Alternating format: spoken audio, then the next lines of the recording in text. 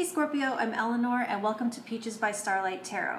This is your March overall reading where we'll be getting a 4-week breakdown of this King of Swords energy that came out in your 2020 year ahead.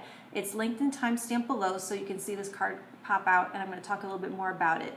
I'm using Wisdom of the Oracle to get it week by week, and then if you subscribe you'll get to see where I do a video for each week, and that'll be a pick a card so you'll be able to see how it plays out more in detail and more tailored to you. And so this King of Swords, though, in general, is going to be talking about the most effective communication. And I feel like I've been dealing with that a lot at work lately. I want to ask people, where did you learn to communicate? In a barn? So anyways, the King of Swords is an extremely effective communicator. And so we're going to get it week by week how you can best, oops, that was terrible, access this King of Swords energy and how you can put him to best use in your life. All right, Scorpio. For March, week 1, how can Scorpio tap into or make the best use of this King of Swords? How can Scorpio become the King of Swords in their communications in March, week 1? What does Scorpio need to know? First week of March.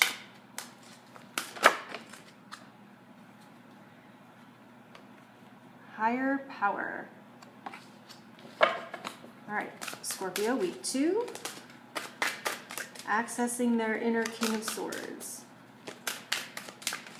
and communicating effectively here and now.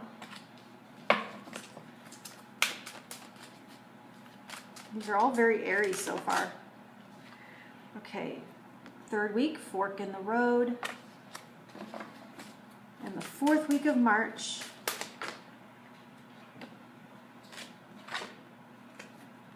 no place like home. Okay, let's talk Scorpio. Okay, Scorpio, let's talk about this very effective communicator, the King of Swords, and how you're going to be using that energy this month. For the first week, you have higher power, and this is going to be making a conscious choice to allow yourself to be informed by your intuition. So while this is very analytical and intellectual, there can be imbalance if that's all you're tapping into. So this is kind of bringing in another element and using your intuitive wisdom to help inform. So while this is analytical and intellectual, it's more talking about the information at hand that he's using to make choices and to use this information. So it is operating in that analytical way and in that rational way, but it's expanding the well and the pool of information that you're allowing in, and so it creates a more balanced cabinet of advisors by allowing yourself to hear divine messages and synchronicities and gut feelings into the fold of the information that you're considering when you think. And also there's a little bit here about realizing that obsessing has not helped you gain clarity, and that a little bit of tempering of this obsessive energy with a little bit of allowing feelings into it and intuitive guidance to help balance and give this King of Swords his balance.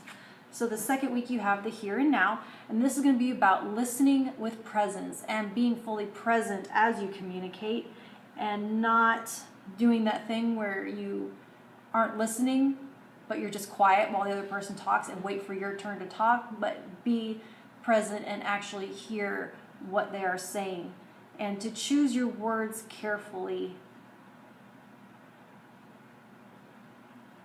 Yeah, be in the present moment and don't jump to what outcome you're trying to get to. And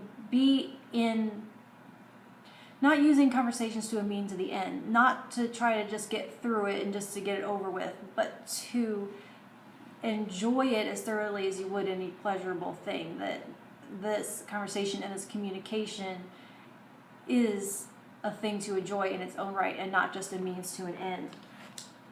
The 3rd week you have fork in the road, and that's going to be talking about considering the consequences of your choices. And there is a moment of truth here where you do have to choose one path or the other, but at the same time, there's a reminder here that you are not responsible for other people's feelings. So it is talking about considering the consequences, and at the same time not choosing something that's inauthentic to you because you are feeling responsible for other people's feelings.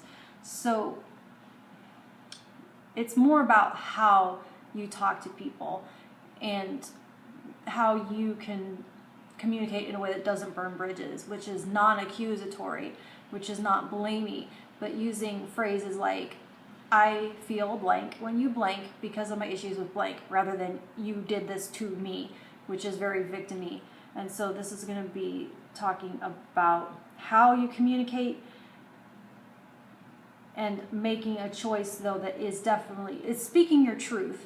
You are speaking your truth here and making an authentic choice to you, but be careful how you're wording it, because that's not necessary to cause pain and hurt beyond what's necessary to get the point across. And the final week you have no place like home. And that is how, in making a choice like this, choosing this direction that is speaking your truth, and how that brings you back home to yourself. How you can be more comfortable in your own skin thereafter, because now you are comfortably relaxing in your integrity, and how that feels like coming home and relaxing because you're in your truth and your integrity.